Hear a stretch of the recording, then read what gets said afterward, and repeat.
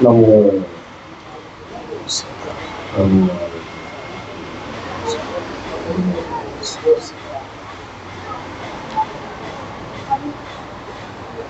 ओंकार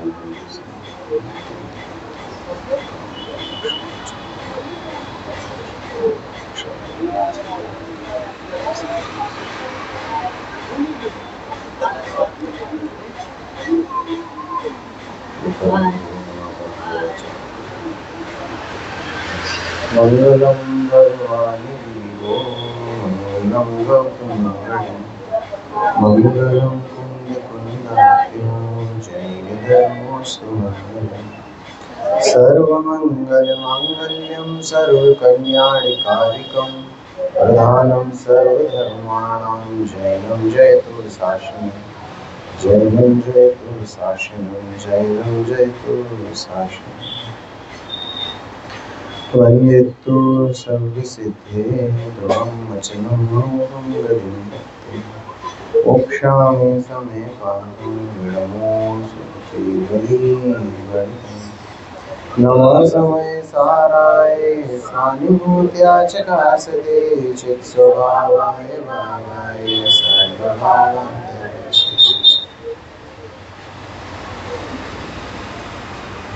क्या बात चल रही थी हमारी? गाथा नंबर 38। अमृतचंद्र आचार्य देव क्या बताते हैं गाथा नंबर 38 की टीका करते हुए कि जो अनादि से मोह रूप से उन्मत्त था, मोह से क्या था? उन्मत्त था, और आज विरक्त गुरु के निरंतर समझाए जाने पर उसे क्या मालूम हुआ? अपना भान हुआ। और जिस प्रकार हाथ में रखा सोना जीव भूल गया था, मुट्ठी में रखा हुआ सोना भूल गया था, और उसको एकदम से याद आ जाता है कि ये सोना मेरे हाथ में रखा हुआ है, इस प्रकार वो जागृत अवस्था को प्राप्त होता है। और क्या शुरुआत करता है? मैं एक हूँ, मैं शुद्ध हूँ, मैं एक हूँ सदा अरूपी ज्ञान द्रव्य हूँ यथार्थ से, कुछ अन्य वो मेरा तनिक परमाणु मात्र नहीं है। ये कृत्य कृत्य होने वाली गाथा है। क्या बताया है गाथा में? कि मुझे कुछ करने को अब बाकी नहीं रहा, मैं तो सदा सदा के लिए अब निर्भर हो गया हूँ। देखो, आप लोग स्वाध्याय में बैठते हो ना, जब भी स्वाध्याय में बैठा करो, किसी के भी स्वाध्याय में, चाहे गुरुदेव श्री को सुनने के लिए बैठे या अपना खुद का स्वाध्याय करने बैठे, निर्भर होकर बैठना चाहिए। निर्भर से क्या तात्पर्य है? कि सर पे कुछ बोझा लेकर नहीं बैठना कि अभी आधे घंटे बाद मुझे ये करना है, ये करना है। तूने आधे घंटे का अवकाश लिया है ना, तो अब सब चीजों को थोड़ी देर के लिए तिलांजलि दे दे। आधे घंटे के लिए जो निस्सही निस्सही बोला जाता है ना मंदिर में, जब हम प्रवेश करते हैं, देवदर्शन की विधि सिखाते हैं बालबोध भाग 1 में, तो देवदर्शन की विधि में क्या बोलते हैं? ओम जय जय जय जय जय नमोस्तु नमोस्तु नमोस्तु। निस्सही निस्सही निस्सही निस्सही निस्सही निस्सही का क्या अर्थ है? कि जगत के सभी कार्यों को मैं यहाँ निषेध करता हुआ प्रवेश करता हूँ, जगत के समस्त कार्यों का निषेध करता हुआ मैं यहाँ प्रवेश करता हूँ। अब आपसे मिलकर हे प्रभु मैं निर्भर हो गया। तभी तो मुंह से निकल के आया, मैं एक हूँ, मैं शुद्ध हूँ। शुद्धता कब बरतती है नीरव भाई? कब बरतती है शुद्धता? शुद्धता जीव को जब बरतती है, जब दूसरे किसी चीज का अवलंबन ना रहे, तब वो शुद्धता शुद्धता कहलाती है। शुद्ध दूध, शुद्ध दूध किसको कहते हो आप? जब उस दूध में कृत्रिम रूप से ऊपर से पानी ना मिलाया गया हो, तब आप उस दूध को क्या कहते हो? शुद्ध कहते हो। शुद्ध स्वर्ण, शुद्ध स्वर्ण कैसा होता है? शुद्ध स्वर्ण बहुत ही सॉफ्ट होता है ना? शुद्ध सोना यानी केवल सोना ही सोना है, उसके अंदर ना तांबा मिला है, ना चांदी मिली है, और ना ही कोई पीतल जैसी कोई और धातु मिली है, मात्र शुद्ध सोना, तब उसको शुद्ध बोला जाता है। तो मुझे क्यों एकदम से अंदर से हुंकार आई कि मैं तो शुद्ध? क्यों शुद्ध? क्योंकि मैंने समस्त ये परद्रव्यों को तो त्याग ही दिया था, परंतु ये जो विकारी परिणाम आते हैं ना, क्रोध मान माया लोभ के जो विभाव परिणाम है, उनको भी अब मैंने त्याग दिया है। तो अब मैं कैसा हूं? अब मैं शुद्ध हूं। आज पूजा कर रहे थे, पंच परमेष्टि की पूजा की थी। पंच परमेष्टि की पूजा की जयमाला में आया था, किसी ने ध्यान दिया हो तो, जब ज्ञान गेह ज्ञाता विकल्प तज शुक्ल ध्यान में ध्याऊंगा। तो शुद्धता कैसे बरतेगी? ज्ञान अलग, गेह अलग, ज्ञाता अलग। जब ये मानता रहूंगा तो मैं निर्विकल्प दशा को प्राप्त नहीं हो सकता। ज्ञान गेय और ज्ञाता, जब तक इनमें भेद में पड़ा रहूंगा तब तक ये विकल्प पड़े रहेंगे, और जब तक विकल्प पड़े रहेंगे तब तक निर्विकल्प दशा आनी नहीं है। तो क्या कहते हैं कि ज्ञान ज्ञाता और गेय क्या है? एक है। ज्ञान कौन है? ज्ञान भी मैं हूं। ज्ञाता कौन है? ज्ञाता भी मैं हूं। और गेय कौन है? वो गेय भी मैं हूं। इस बात में थोड़ी सी दुविधा रहती है कि गेय और ज्ञान ये अलग अलग दिखते हैं, तो आप इसको एक कैसे कहते हो? इस बात में कभी कभी शंका पैदा होती है ना। शंका ये पैदा होती है कि जब सामने परद्रव्य है, इसको मैं जान रहा हूं, तो ये है गेय, और किससे जान रहा हूं? ज्ञान से जान रहा हूं। तो चलो ज्ञाता और ज्ञान एक है, ये तो मैं मान सकता हूं, परंतु गेय और ज्ञान एक है, ऐसा कैसे मानूं? दुविधा उत्पन्न होती है ज्ञान और गेय को एक मानने में। गेय किसको कहते हैं? थोड़ा परिभाषित कीजिए, गेय किसको कहते हैं? जो जानने में आए वो गेय है, जो ज्ञान का विषय बने वो गेय है। ठीक है, अब हमने क्या दिखा? ज्ञान के अंदर गेय प्रवेश करता है क्या? आप मुझे देख रहे हो, मैं आपको देख रहा हूं। आप मेरे लिए गेय हो, मैं आपके लिए गेय हूं। तो क्या आप मेरे ज्ञान में प्रवेश कर गए क्या? नहीं करके। क्यों नहीं करते? इसीलिए नहीं करते क्योंकि जो गेय है उसका ज्ञान में प्रतिबिंब झलकता है, और वो प्रतिबिंब जो मेरा ज्ञान है ना, वो गेय आकार हो जाता है। और गेयाकार है वो, जो गेयाकार क्या है? वो गेयाकार ज्ञान है, और मैं ज्ञान को जानता हूं। तो मैं ज्ञान को ज्ञान से जानता हूं। तब आता है जब ज्ञान गेय ज्ञाता विकल्प, ये तज दिया।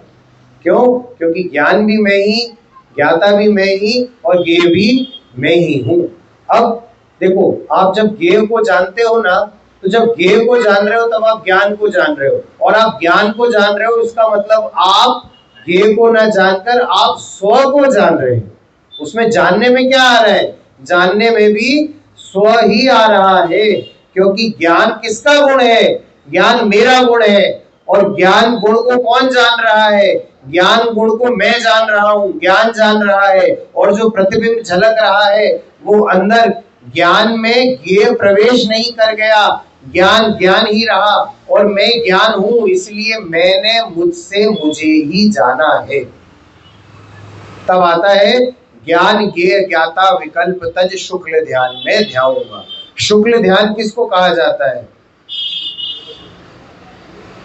शुक्ल ध्यान से सीधे हम श्रेणी चढ़ते हैं। शुक्ल ध्यान से कौन कौन सी श्रेणी चढ़ी जाती है? उपशम श्रेणी और छपक श्रेणी चढ़ी जाती है। उपशम श्रेणी में जीव उपशम करता हुआ आगे बढ़ता है, और छपक श्रेणी में जीव क्षय करता हुआ आगे बढ़ता है। परंतु ध्यान तो उसमें ये शुक्ल ध्यान रहता है कि भाई अंदर अंदर अंदर अंदर मात्र आत्मा आत्मा आत्मा आत्मा, मैं और मैं। और आपको मैं बताऊं, जब ध्यान की प्रक्रिया करते हो ना, आंखें बंद करो, जरा आंखें बंद करो सभी लोग आंखें बंद करो, जरा एक प्रैक्टिकल करता हूँ। आंखें बंद करी सबने। अब इस आंखें बंद करने में आप सब चीजों का ध्यान कर लेना, केवल बंदर का ध्यान मत करना। तो पंडित जी आपने तो बंदर ही ले आए उठा के, आप तो कोई दूर दूर तक बंदर नहीं था। आज सुबह से लेकर अभी तक बंदर का ख्याल नहीं आया था, परंतु आपने बोल दिया कि बंदर का ख्याल मत करना, तो अब तो बंदर ही बंदर है अंदर, और कुछ नहीं है। तो हमारे ध्यान की प्रक्रिया है ना, वो ऐसी है। जब हम ध्यान करने बैठते हैं तो हम क्या करते हैं? हम दूर करने की कोशिश करते हैं। ये शरीर में नहीं हूँ, ये परिवार में नहीं हूँ, ये स्त्री में नहीं हूँ, ये पुत्र में नहीं हूँ, मैं जितने भी परद्रव्य है मैं नहीं हूँ। चलो गिनती गिनते हैं, एक दुकान, दूसरी दुकान, तीसरी दुकान, इजी फैक्ट्री, बीजी फैक्ट्री, त्रण फैक्ट्री, 4 फैक्ट्री, ये सब मैं नहीं हूँ। अभी किधर जाएं? चलो प्लॉट पे आ जाओ। अब पहला प्लॉट में नहीं हूँ, ये दूसरा प्लॉट में नहीं हूँ। तो अपनी बड़ी संपदा की गिनती करता रहे। इसीलिए स्व पर भेद विज्ञान पहले बताया। समय सार में स्व समय और पर समय की चर्चा क्यों लेके आए पहले? क्योंकि वहां पर पहले ये बताना चाह रहे थे आचार्य कि स्व क्या है और पर क्या है, उसके बाद तुझे पर द्रव्य से भिन्न बता दिया। अगर मैं पहले तुझे पर द्रव्य से भिन्न बता देता तो तू पर द्रव्यों की गिनती करने बैठ जाता, है ना। तो इसीलिए स्व समय और पर समय में पहले बता दिया कि स्व कौन है और पर कौन है। मैं आत्मा हूँ, ये जो जानने वाला है ये मैं हूँ, और मेरे अलावा समस्त पर है। अब मेरे लिए आप भी पर द्रव्य हो, मेरे लिए तो मात्र मैं ही हूँ, मैं ही स्व हूँ। और मैं स्व में कौन हूँ? ये जो ज्ञान दर्शन चेतना गुण वाला जो अखंड ज्ञायक है वह मैं हूँ। चैतन्य चमत्कार वाला अखंड ज्ञायक टंकोत्कीर्ण स्वभाव वाला कौन हूँ? वह मैं हूँ। तब अंदर से हुंकार आई, मैं एक हूँ, मैं शुद्ध हूँ। आपको पता है आपके सबसे पास कौन सी चीज रहती है जो महान अशुद्ध है? ये शरीर है, महान अशुद्ध है। इतना अशुद्ध है कि आप शुद्ध वस्त्र धारण करते हो, इस शरीर के संपर्क में आने से वो शुद्ध वस्त्र अशुद्ध की संज्ञा पा जाते हैं। ये धोती दुपट्टा शुद्ध थे, आपने और हमने छू लिए तो बेचारे अशुद्ध हो गए। ये शरीर का संपर्क पाने से ये प्रत्येक चीज अशुद्धता को कहती है। और इस शरीर की शुद्धता में सुबह से लेकर रात तक मेरी क्रियाएं चलती हैं। इसीलिए यहां पर क्या बोला? परमाणु मात्र नहीं, अरे तनिक भी, परमाणु मात्र भी मेरा नहीं है, रंच मात्र भी मेरा नहीं है। इस बात पे भरोसा आवे कैसे? अंदर से कहां से आए? देखो, धर्म किसे कहा? समंत भद्राचार्य ने रत्नगंज शावकाचार्य में धर्म की परिभाषा बताई है। धर्म किसको कहते हैं? कि जो तुझे सर्व दुखों से उठाकर परम सुख में धर दे, उसे कहते हैं धर्म।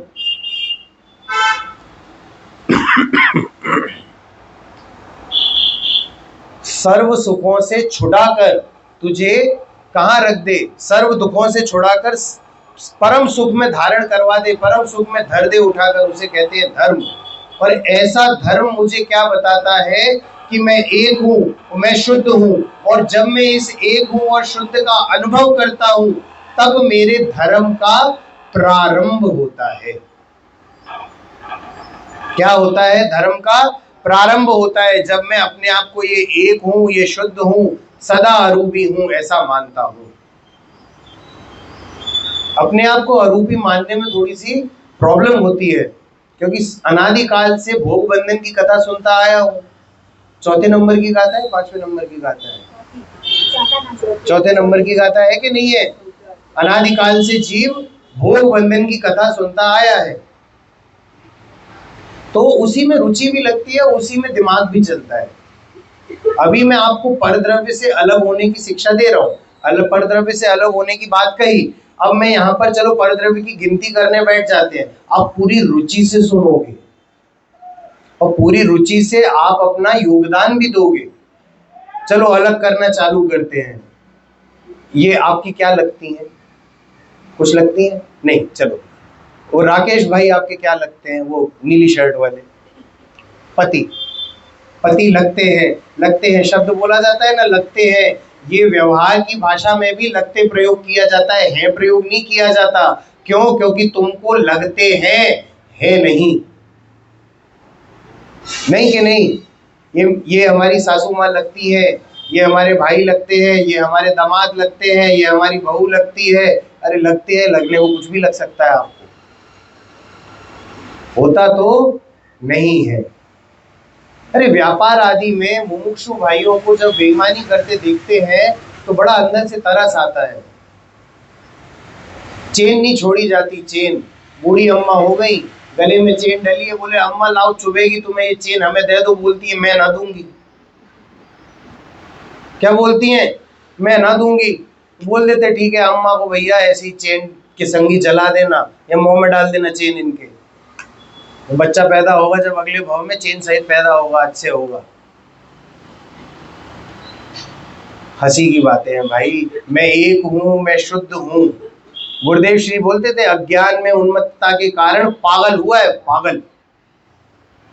गुरुदेव श्री के कुछ वचन है, लेता हूं यहां पर। अपना भगवान चीज, चीज यानी वस्तु, सर्वज्ञ परमेश्वर जिनेश्वर ने जो आत्मा कहा, वह आत्मा तो सच्चिदानंद शुद्ध आनंद कंद प्रभु शुद्ध चैतन्य है।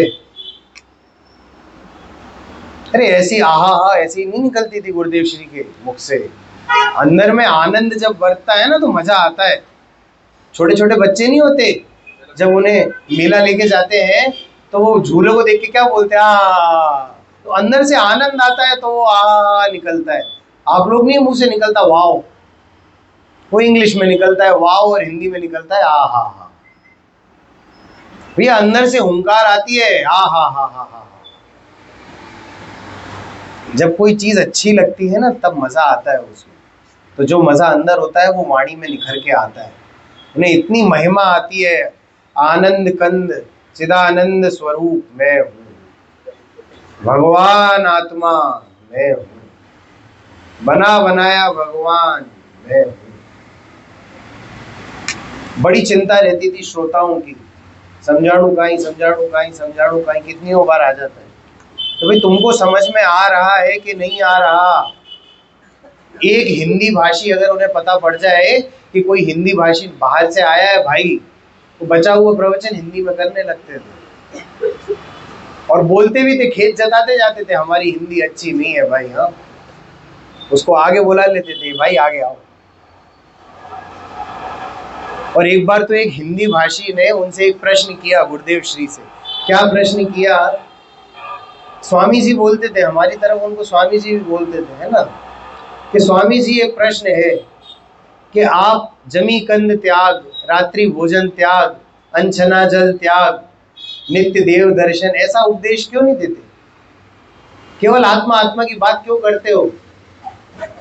तो बोलते हैं बोले ऐसे भी श्रोता इस सभा में बैठे हैं जो रात्रि भोजन और जमी कंद का भक्षण करते हैं।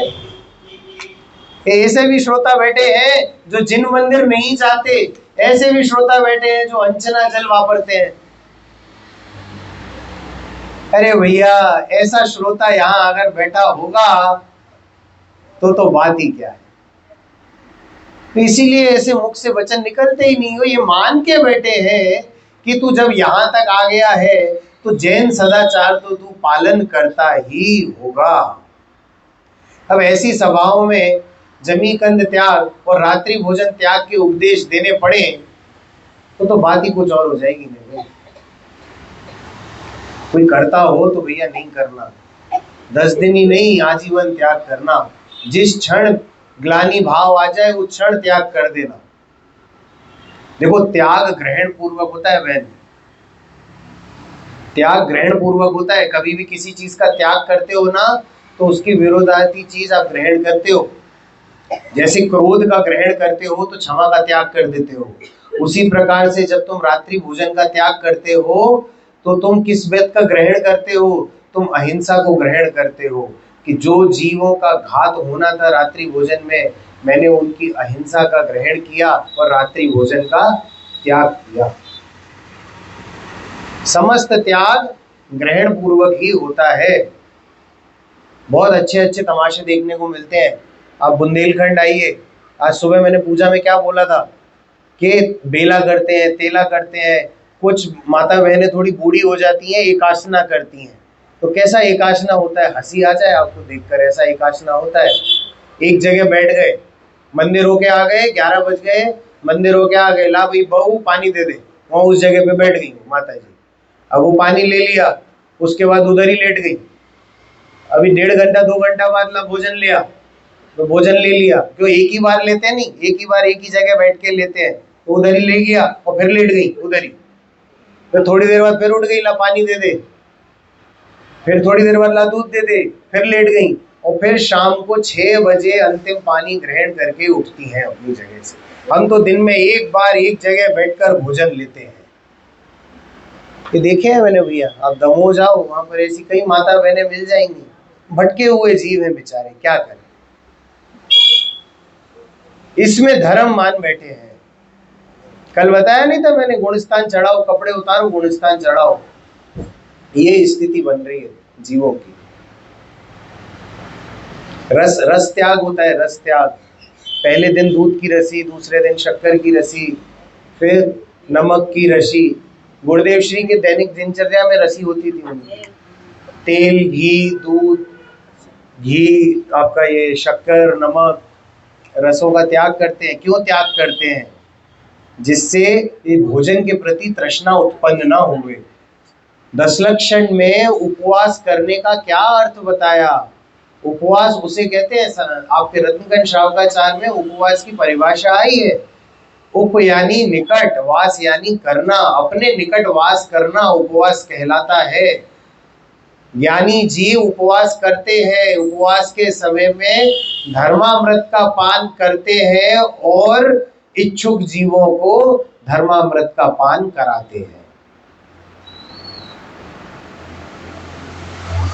एक सज्जन हमारी पहचान के हैं, वो मौन ले लेते हैं, सुबह से शाम तक का मौन ले लेते हैं, रात्रि में थोड़ा बहुत बोलने का रखते हैं और मौन ले लेते हैं। अब मौन लेने के बाद उनके परिवार में जो हड़कंप मचता है वो देखने लायक होता है। पापा क्या कह रहे हैं? वो दिन भर डमशरास चलता है उनका। बच्चे नहीं खेलते गेम कि वो इशारा करते हैं और आप गेस करो क्या बोल रहे हैं, वो दिन भर ऐसे ही चलता है। वो मौन ले लिया, अब वो मौन ले लिया, इतनी आकुलता हो गई सुबह से रात तक, परिवार बेचारा बोल बोल के परेशान, और पिताजी मौन में बैठे हैं। अब वो कुछ ऐसा ऐसा कर रहे हैं, क्या चाहिए, वो ऐसा ऐसा कर रहे हैं, क्या चाहिए, उनने ऐसा ऐसा किया, क्या चाहिए, कुछ समझते नहीं आता। भैया इसको ये ऐसी क्रिया कांड से कोई धर्म नहीं है, दूर दूर तक कोई धर्म नहीं है।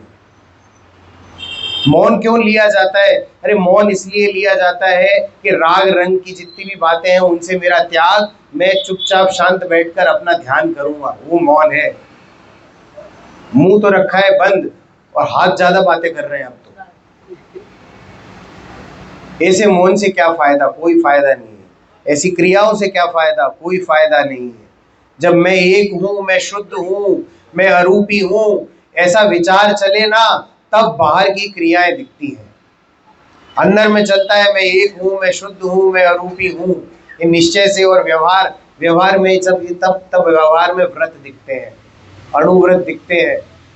दोपहर की चर्चा में लिया था अणुव्रत। अणुव्रत किसको कहा? जब सम्यक दर्शन हो जाता है, सम्यक दर्शन के बाद अप्रत्याख्यानावरण कषाय का जब क्षय होता है और उसके निमित्त से जीव के परिणामों के निमित्त पाकर अप्रत्याख्यानावरण कषाय का क्षय या उपशम होता है, तब जीव को व्रत लेने के परिणाम आते हैं, संयम के परिणाम आते हैं।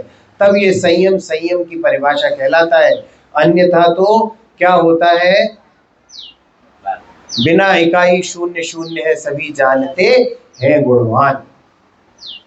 आया था कल दोपहर में, लाइन ली थी हमने, जैसे अगर इकाई हो तो सभी शून्य होते बलवान, और बिना इकाई शून्य शून्य है, सभी जानते हैं गुणवान। सम्यक दर्शन वो इकाई है, वो पहली सीढ़ी है। धर्म का आरंभ ही तब होता है।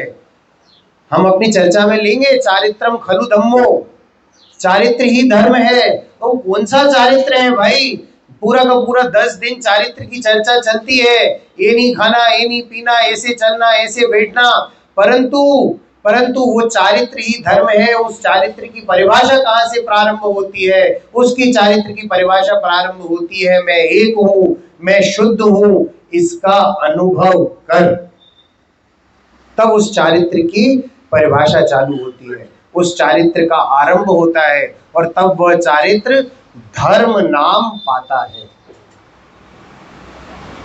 क्या बोलते हैं गुरुदेव श्री, आनंद कंद प्रभु शुद्ध चैतन्य है, उसे ना जानकर अनादि से रागादि, पर चीज में मोह से गहल पागल होकर, पर चीज में, पर द्रव्यों में मोह से पागल हुआ जा रहा है, अत्यंत अप्रतिबुद्ध है, अत्यंत अप्रतिबुद्ध है, अत्यंत भोला प्राणी है। बच्चों को आप बेवकूफ नहीं बोलते, बच्चों को आप पागल नहीं बोलते, बच्चों को आप भोला बोलते, अभी उसे जानकारी नहीं है, नानो छे, छोटा है, समझ जाएगा जल्दी जल्दी। तो वैसे ही यहाँ क्या बोलते हैं, अप्रतिबुद्ध है, भोला है, अत्यंत अज्ञानी है, वस्तु का भान ही नहीं है, ये आत्मा का भान ही नहीं है। आत्मा वस्तु क्या है, आत्मा चीज क्या है, मैं कौन हूं, आया कहां से, और मेरा रूप क्या, संबंध दुख में कौन है, स्वीकृत करूं परिहार क्या। मैं कौन हूं, कहां से आया हूं, मेरा रूप क्या है, ये कौन कौन से संबंध जिनमें मैं पड़ा हुआ हूं, इसमें मैं किसका परिहार करूं और किसको स्वीकृत करूं, किसको अपनाऊं, इसका विचार ही नहीं करता। अमूल तत्व विचार की लाइन है जो अभी बोली आंटी जी, गुजराती में बोल रही थी, मैं हिंदी में बोल रहा हूं, है ना। तो स्वीकृत करूं परिहार क्या, इसका विचार तो हो। कब होगा विचार, जब मैं एक हूं, मैं शुद्ध हूं, मैं अरूपी हूं, मैं निराकारी हूं, मैं निराहारी हूं, मैं चैतन्य तत्व हूं, मैं ज्ञायक हूं, मात्र ज्ञायक हूं और ज्ञायक ही हूं। ऐसा अंदर में जब तक श्रद्धान बैठेगा नहीं, तब तक स्वीकृत करूं परिहार क्या, इसी ही डामाडोल में हम चलते रहेंगे। पंडित श्री रविंद्र जी आत्मन का नाम सुना है? उस तरफ बड़े पंडित जी बोलते हैं, हमारी तरफ हमारे ताऊ जी हैं, हमारी गांव के हैं, हमारी दादी ने उनको भोजन कराया है कई वर्षों तक। छोटे थे, ऐसे ही 4 वर्ष 5 वर्ष के होते थे, और वो उनका एक कमरा अलग कर दिया था, उसमें वो अपने सामायिक करते थे, अपने भोजन से पहले सामायिक की क्रिया करते थे। तो उनकी गोदी में जाके लेट जाता था, वो लेटा रहने देते थे, क्या करें बच्चे। तो इतना स्नेह भाव रहा है उनसे। एक बार ये पता है, ये जो ये सब रचनाएं बाहर कैसे आई हैं, पंडित जी से एक बार मुलाकात हुई, तो उनका कमरे में एक अलमारी थी, उसमें ऐसी किताबें भरी हुई थी, पुरानी कॉपियां होती थी ना, जिल्द बोलते हैं हमारे यहाँ, मोटी जिल्द वाली कॉपी, मोटे पुट्ठे वाली कॉपियां वो रखी हुई थी। तो पूछा, ये पंडित जी इसमें क्या है? तो बोले निकालो देखो। तो उसमें से एक कॉपी उठाई, निकाली, पढ़ी, तो कही आपने लिखा है? बोले और कौन लिखे वो, हमारी तरफ की भाषा में बोले और कौन लिखे वो, हम नहीं लिखो है। बोले पंडित जी ये छपना चाहिए, ये तो मतलब अद्वितीय रचनाएं हैं, ये छपनी चाहिए। बोले देखो तुम्हें क्या करना है, हमने तो लिख के रख दिया। तब ये पूजा छपी थी, प्रभु आपने एक ज्ञायक बताया, तीनों लोक में नाथ अनुपम जताया। हम गा लेते हैं, लाइन पता ही नहीं है किसने रचना की है इस लाइन, बड़े पंडित जी की पूजा की लाइन है ना। हाँ, प्रभु आपने एक ज्ञायक बताया, तीनों लोक में नाथ अनुपम जताया। ये समय सार जी से लिया उन्होंने, आपने एक ज्ञायक बताया है और तीनों लोक में क्या है, अनुपम हूं मैं, मेरी उपमा नहीं है किसी से। तभी तो सिद्ध के सुख की उपमा किससे दें, उस जैसा कोई सुख संसार में है ही नहीं, तो उसकी उपमा किससे दें, इसीलिए उसको बोला गया अनुपम। कल बात करी थी ना रात के टाइम कि सिद्धों के सुख का वर्णन करते समय संसार के जितने सुख बता देते हैं और फिर बोलते हैं उससे भी कोई अलौकिक सुख है। वो अलौकिक सुख इसीलिए है क्योंकि वो लोक में कोई सुख वैसा सुख है ही नहीं, इसीलिए उसे अलौकिक सुख बोला। अलौकिक सुख के धनी है, और जब मुझे और आपको सम्यक दर्शन होगा ना, तब उस अलौकिक सुख का भान होगा कि जब स्वयं आंखें बंद हो जाएंगी अंदर में मैं जीव हूं, ये ज्ञान नहीं चलेगा। मैं ज्ञायक हूं, ये विकल्प नहीं चलेगा। मैं स्व से स्व को जानता हूं, ये विकल्प भी नहीं चलेगा। मैं ज्ञाता हूं, यह विकल्प भी नहीं चलेगा। ये जानने की जो क्रिया कर रहा है ना, ये सब जो विकल्प करने की भी जो क्रियाएं कर रहा है, ये जो आंखें बंद होने पे जो अंधेरा दिखता है, इस अंधेरे का जानपना करना जो करने वाला जो वस्तु है, वो मैं हूं। ध्यान करते वक्त आंखें बंद करते तो अंधेरा दिखता है। एक बार किसी ने गुरुदेव श्री से बोला कि स्वामी जी आज तो आत्मा दिख गई। कैसे दिख गई आत्मा? बोले एक ऐसी ज्योति चमकती सी दिखी। तो बोले वो सामने किसी ने लाइट जला दी होगी। तो आंखें बंद करते कोई लाइट जला दे ना तो यहाँ भी रोशनी दिखती है थोड़ी थोड़ी। भैया सदा अरूपी हूं, जो चीज रूपी है नहीं, तुझे उसका रूप दिख कैसे सकता है? वो अनुभव गम्य वस्तु है। अनुभव करने से ही तुझे भान में आएगी, बिना अनुभव के तुझे भान में आ सकती नहीं। द्वादशांग रच दिया गया और द्वादशांग का सार केवल यही है कि जीव जुदा है, देह जुदा है और शेष सविता को विस्तार। तो द्वादशांग रच गए गणधर देव, फिर भी मूल बात तो वही रही कि जब तक तू अनुभव नहीं करेगा तब तक पोती पढ़ पढ़ जग मुआ, पंडित भया ना कोई। हम जितने भी शास्त्र पढ़ लें, सब चीजों का अध्ययन कर लें, परंतु जब तक अनुभव में मैं एक हूं, मैं शुद्ध हूं, मैं निर्विकल्प हूं, मैं निराकार हूं, मैं अरूपी हूं, परमाणु मात्र मेरा नहीं है, इस तरीके का अनुभव जब तक नहीं होगा तब तक मेरे धर्म का प्रारंभ होने वाला नहीं। क्या कहते हैं गुरुदेव श्री? अत्यंत अप्रतिबुद्ध था। कोई कहते हैं कि यह समय सार तो मुनि को समझाना है। उस समय पर ऐसी बातें होती थी कि ये जो सोनगढ़ में महाराज जी बैठे हुए हैं, ये तो समय सार समझाते हैं। तो उस समय के जो तथाकथित वेशधारी होंगे वो बोलते थे कि समय सार तो मुनियों को समझने के लिए है, ये श्रावकों को समझाते हैं, भटका देंगे उन्हें, स्वच्छंदी बना देंगे, ऐसा उनका कहना होता था। तब वो क्या कहते थे कि यहाँ तो कहते हैं अत्यंत अप्रतिबुद्ध था, उसको समय सार समझाते हैं। ये अज्ञानी जीवों को समय सार समझाना है। मुनियों को समय सार समझाने की जरूरत पड़े तो मुनि होवे कैसे? समय सार समझकर तो मैं मुनि हो पाऊंगा। समय सार समझूंगा तब तो मैं एक हूं, मैं अरूपी हूं, ऐसा समझ में आएगा, तब मैं उसका अनुभव करूंगा। और जब अनुभव करूंगा तब मुझे सम्यक प्राप्त होगा। जब सम्यक प्राप्त होगा तब अंदर में शुद्धि की वृद्धि होगी। शुद्धि की वृद्धि होगी तो स्वयं ही अंदर से परिणाम आएंगे कि मैं व्रतों को धारण करूं। तब मैं अणुव्रती होऊंगा और अणुव्रती में जब मेरा कुछ काल बीतेगा और अंदर और शुद्धि की वृद्धि होगी और कषायों के क्षय का निमित्त होगा, मेरे भाव होंगे, तब मैं मुनि व्रत धारण करूंगा और मेरे प्रत्याख्याना वर्ण कषाय का भी अस्त हो जाएगा। तब मैं 7वें गुण स्थान में जाऊंगा और मुनि व्रत धारण करूंगा और छठे सातवें में तब मेरा आवागमन होगा, तब मैं मुनि कहलाऊंगा। उससे पहले तो समय सार ही पढ़ना पड़ेगा।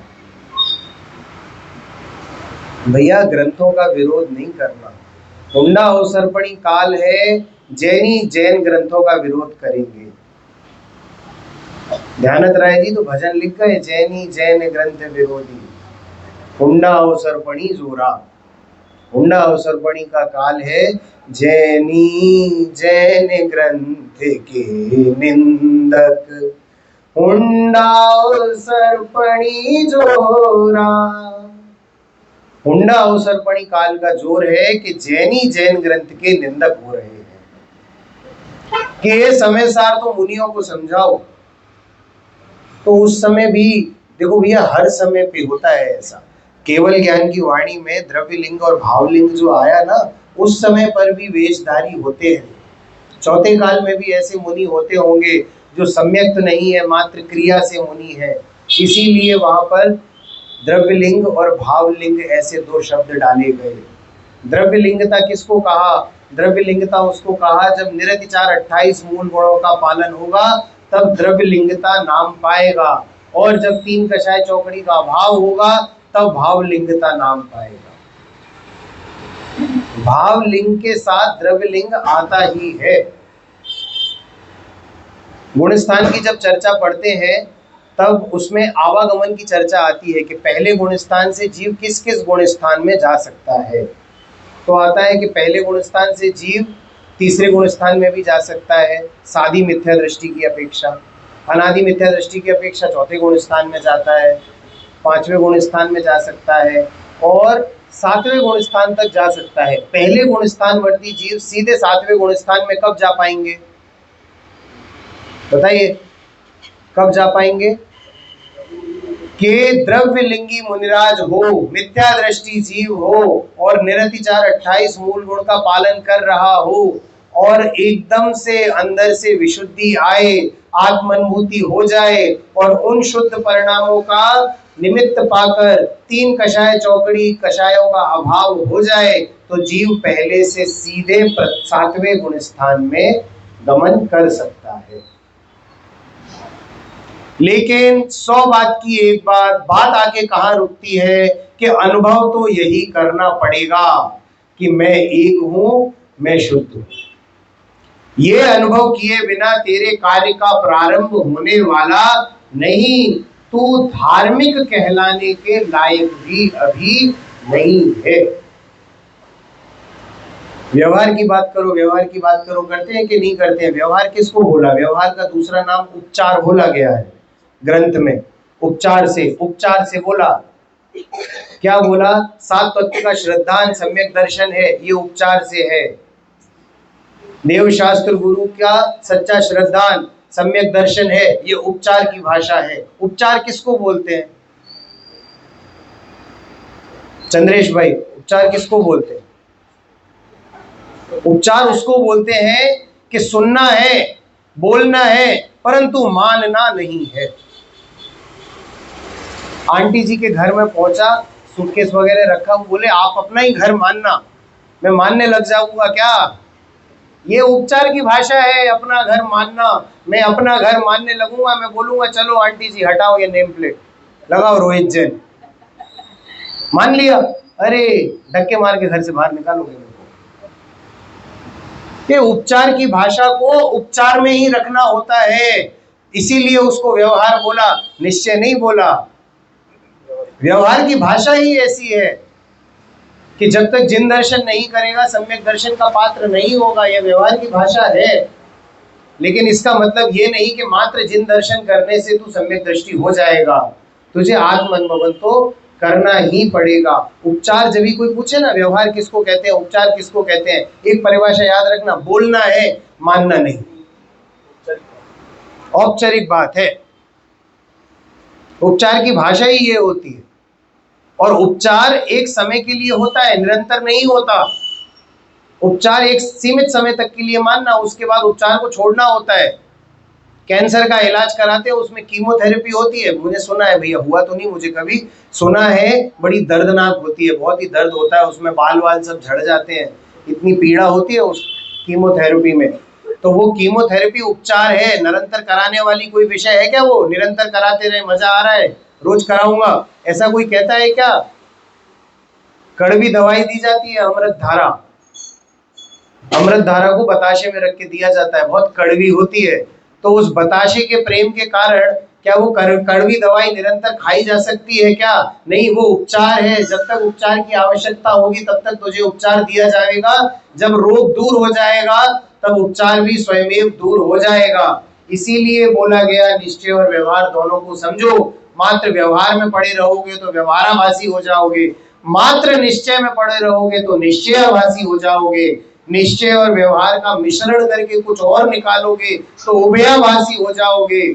सही मार्ग समझो, मैं एक हूं, मैं शुद्ध हूं, इसका अनुभव किए बिना सही मार्ग पकड़ में आने वाला नहीं है। क्या कहते हैं गुरुदेव श्री? अत्यंत अज्ञानी है उसको समझाते हैं, क्या समझाते हैं? यह समय सार समझाते हैं। अंदर सच्चिदानंद प्रभु, अनाकुल आनंद का नाथ, आत्मा अंदर पड़ा है, उसको भूलकर शरीर या राग आदि में प्रेम में पागल हो गया है, मूढ़ हो गया है, ऐसा कहते हैं। मूर्छा हो जाती है, अनकॉन्शियस माइंड। आपको पता है एक कई प्रकार की निद्राएं बताई हैं हमारे यहाँ, निद्रा निद्रा निद्रा, प्रचला प्रचला प्रचला, स्त्यान गृद्धि। इस प्रकार की जो निद्राएं होती हैं, इसमें कुछ निद्राओं की ऐसे लेवल हो जाते हैं कि एक तो निद्रा है, सिंपल सो रहा है जीव, निद्रा में इतना गहरा सोता है कि कोई मारपीट कर जाए उसको पता नहीं पड़ता, मुंह से लार टपकने लगती है, बोलने लगता है जीव। प्रचला में और गहरी नींद आती है। स्त्यान गृद्धि में तो इसने इतनी गहरी नींद होती है कि जीव अपने बिस्तर से उठे, अपनी गाड़ी की चाबी उठाए, कार चला के कभी ले जावे, उसको पार्क करावे और चाबी उधर ही किधर फेंकावे, वापस घर आ जावे और वापस चादर ओढ़ के सो जावे, कुछ पता नहीं रहेगा। ऐसी निद्रा है। एक हो चुका है ऐसा ही वाकया, इंदौर में हुआ है ऐसा। वो सेठ जी सो गए, सोते थे, उठते थे, अपनी तिजोरी से सामान निकालते थे और कहीं गाड़ जाते थे और वापस तिजोरी का ताला लगा के सो जाते थे। सवेरे तिजोरी खोली, अरे चोरी हो गई, चोरी हो गई, चोरी हो गई।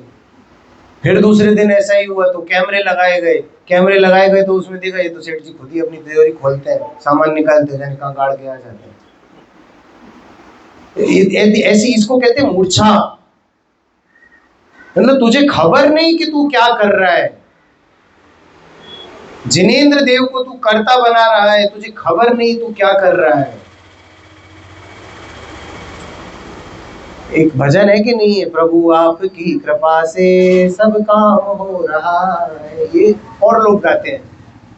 आश्चर्य की बात तो तब है जब मैंने जैनों में इस भजन को सुनना चालू किया। जैन लोग गाने लगे। व्यवहार पक्ष में कभी भक्ति में जाना हुआ, वहां पर बड़े मन से ऐसे राग रंग से गा रहे हो उसको, प्रभु आपकी कृपा से सब काम हो रहा है। और फिर क्या कहते हैं, करते तुम हो प्रभुवर नाम मेरा हो रहा है। मतलब उनको कर्ता भी बना दिया और खुद मान भी ले रहा है। ये भगवान क्या कर रहा है तो इसलिए हमारे संजीव भाई को भजन दूसरा लिखना पड़ा, स्वयं एव इस जगत का सब काम हो रहा है। कि स्वयं इस जगत का सब काम हो रहा है। क्रमबद्ध पर्याय का नाम सुना है बहन? क्रमबद्ध पर्याय किसको कहते हैं भाई? कि स्वयं सब कार्य होते हैं। देखो, जीव को छोड़ दो तो बाकी के 5 द्रव्य शुद्ध हैं, अविकारी हैं। धर्मास्तिकाय, अधर्मास्तिकाय, काल और आकाश, इनमें तो ये तो आपको दिखते भी नहीं है, ये तो अपने शुद्ध काम कर रहे हैं और शुद्ध ही हैं। और पुद्गल भी शुद्ध है। तो पुद्गल ने आज तक जीव द्रव्य को ग्रहण नहीं किया। पुद्गल ने कभी भी जीव को अपने अंदर अवकाश नहीं दिया। पुद्गल से ही मिलता है, पुद्गल से ही जुदा होता है, पुद्गल रूप ही परिणमित होता है। अपने स्पर्श रस गंध वर्ण गुणों को छोड़कर कभी बाहर नहीं निकलता। ऐसा पुद्गल का स्वरूप पुद्गल ने 3 काल में आज तक बदला नहीं। ये अकेला जीव द्रव्य है जिसके पास है 1.5 बुद्धि। तो वो पुद्गल को अपना मानता है, अपना बनाना चाहता है, अपने रूप परिणमित करना चाहता है और पुद्गल रूप ही हो जाना चाहता है। 2 भाइयों की कथा है। ज्ञानार्णव ग्रंथ का नाम सुना है? शुभचंद्र आचार्य ने लिखा है। शुभचंद्राचार्य की कथा है। शुभचंद्राचार्य 2 भाई थे, राजा के पुत्र थे। शुभचंद्र और भर्तरी, ये 2 भाई थे। और शुभचंद्र और भर्तरी बड़े थे, सुयोग्य थे, बलशाली थे, राजा बनने के सारे गुण थे उन दोनों भाइयों में। परंतु राजा को तीसरे पुत्र से अत्यधिक लगाव होने के कारण मंत्री को क्या बोल दिया कि इन दोनों को जाओ और जंगल में जाके मार डालो, क्योंकि ये दोनों जीवित रहेंगे तो मेरा तीसरा पुत्र राजा नहीं बन पाएगा, क्योंकि वो राजा बनने योग्य है नहीं। और जो प्रजा है वो इन दोनों को ही राजा रूप देखना चाहती है, तो ये दोनों रहेंगे नहीं तो ही काम बनेगा। तो मंत्री थोड़ा जिनधर्मी था, मंत्री ने विचार किया कि मोह के परिणाम वश जीव कैसा मूर्छित हो जाता है कि अपने पुत्रों को मारने की बात करता है। आता है ना, नागिन अपने बच्चों को खा जाती है। वो नागिन अपने बच्चों को वैसे नहीं खा जाती, द्वेष भाव से नहीं खा जाती। उसको जब ये जो प्रजनन होता है ना, जब वो बच्चे देती है, अत्यधिक इतनी भूख लगती है, इतनी भूख लगती है कि जो सामने आता है उसको खा जाती है। तो वो जो जितने बच्चे उस घेरे में रह जाते हैं ना, वो सब बच्चे उसका भोजन बन जाते हैं। कि वो मोह में जीव इतना आकुल व्याकुल हो जाता है, भूख की तृष्णा इतनी अत्यधिक लगती है कि वो पुत्र पुत्र नहीं दिखता, उसको खा जाती है।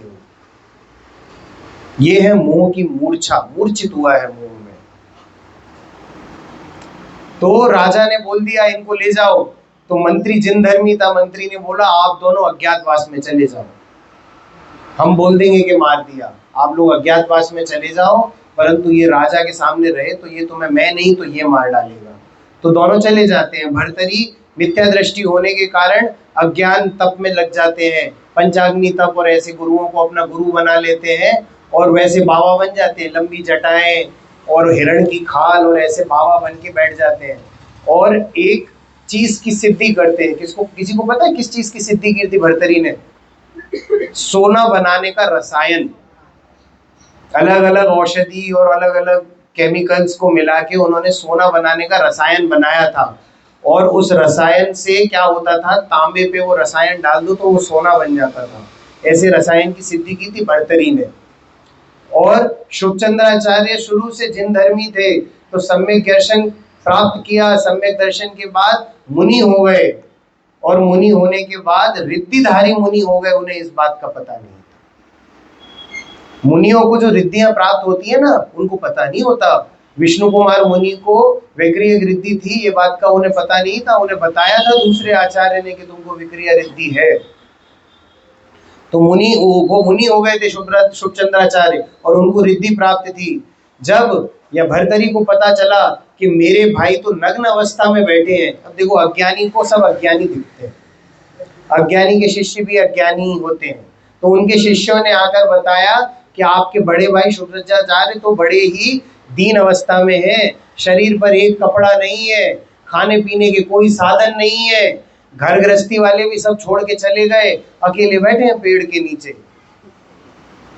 तो गए भर्तरी, वो पूरा रसायन लेके गए। पहले शिष्य के हाथ से रसायन भिजवाया था, वो उठा के फेंक दिया उन्होंने। तो शिष्य बोला कि अरे उनकी तो मति भी व्यवस्थित नहीं है, कि मैंने सोना समझाना चाहा तो सोना भी समझ में नहीं आया, मति भी व्यवस्थित नहीं है, आप ही चलो गुरुदेव, उन्हें समझाओ। तो भर्तरी बचा हुआ रसायन लेके उनके पास जाते हैं और बोलते हैं कि हे भाई, मेरा शिष्य शायद आपको इस रसायन की कीमत समझा नहीं पाया, ये सोना बनाती है, सोना। तो उनने उससे भी शीशी ली और फोड़ दी। तो बोले कहाँ बना सोना? तो बोले अरे वो तांबे के ऊपर डालने से बनता है, आप तो इतने भोले हो। देखो क्या है, अज्ञानी जीव जरूरी नहीं है कसाई हो, अज्ञानी जीव भोला भी होता है। अज्ञानी जीव को यदि सही मार्ग मिल जाए तो वो सही मार्ग पे जुड़ भी जाता है। तो वो अज्ञानी तो थे परंतु भोले थे, साफ चित्त के थे। तो ये बात शुभचंद्राचार्य ने देख ली कि मेरा भाई अज्ञानी है परंतु कसाई नहीं है, तीव्र कसाई नहीं है, ऐसे सही बात बताऊंगा तो समझ जाएगा। तो उसको प्रताड़ना करते हुए बोलते हैं कि तू सोने के पीछे मर रहा है, सोना चाहिए तो अपने पैरों की रजकण एक पत्थर के ऊपर ऐसे ही हिला दी, वो पूरा पत्थर सोने का हो गया। रिद्धि थी उनको ऐसी कि ये देख, देखो सोना चाहिए, ये ले सोना, कि मेरे पैरों की मिट्टी से सोना बन रहा है। यदि मुझे सोने का लोभ होता तो आज तो मैं कितना सोना बना चुका होता। तो भर्तरी को तब भान हुआ कि ऐसा तप, कि जिस तप से पत्थर सोना हो रहा है, पैरों की रज से पत्थर सोना हो रहा है, तो वह तप कितना महान होगा। तब भर्तरी को अपना भान हुआ और वो सन्मार्ग पर आए और सम्यक दर्शन ग्रहण किया।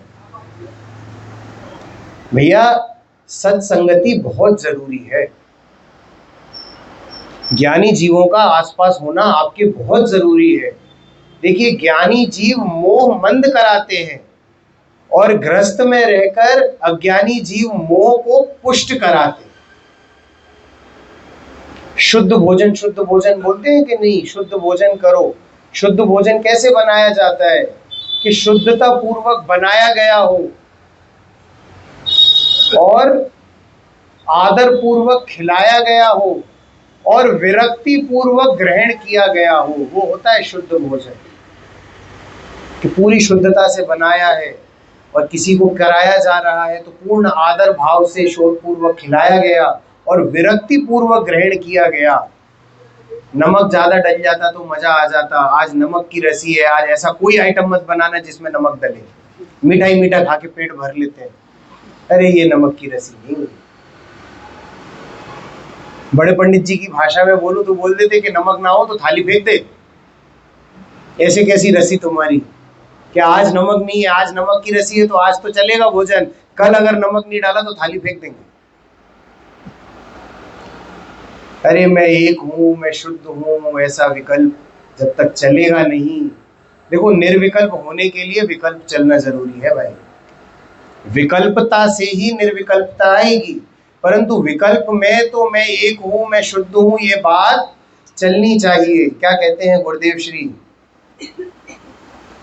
अंदर में सच्चिदानंद प्रभु, अनाकुल आनंद का नाथ आत्मा अंदर पड़ा है, उसको भूलकर शरीर या राग आदि से प्रेम में पागल हो रखा है, मूढ़ हो गया है, अप्रतिबुद्ध है, कुछ भान नहीं है, कुछ ज्ञान नहीं है, अज्ञान में पागल हुआ जा रहा है। लक्ष्मी मिट्टी धूल कहे है इसे। क्या कहते हैं? धूल कहा है ऐसी मिट्टी को, ऐसी लक्ष्मी को। और सच में लक्ष्मी मिट्टी होती हुई देखी जाती है। मैंने बताया था कि नहीं, नोट झड़ जाते हैं पुराने, मिट्टी हो जाते हैं। ये लक्ष्मी तो मिट्टी होती हुई दिखी जाती है। धन्य कुमार चरित्र की कथा में आता है, क्या आता है कि धन्य कुमार, लंबी कथा है, एक छोटा सा विवरण है कि खेत में खेती कर रहे थे कोई किसान, उसको बोला भाई प्यास लगी है पानी ला दो। तो वो किसान उनके लिए पानी लेने चला गया। तो उन्होंने बोला ये क्या है, बड़ी अजीब सी चीज है, हल चला रहे, चला के देखता हूँ। आगे चलाया तो टन आवाज आ गई, नीचे देखा तो सोने का घड़ा हीरो जवाहरात से भरा हुआ। तो बोले अरे मर गए, ये क्या निकल आया? तो उन्होंने किसान को बोला जो तुम्हारी जमीन से निकला है इसको रख लो। जैसे ही उसके हाथ में दिया तो अंगारे बन गए।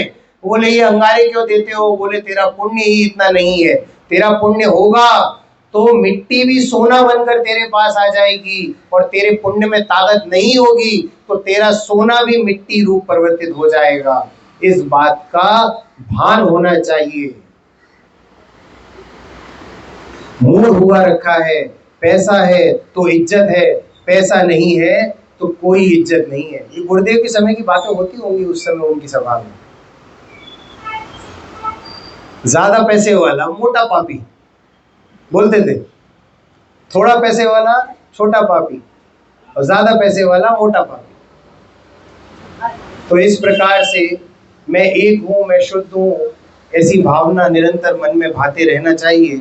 आगे की विशेष चर्चा आगे करेंगे, अभी की भावना।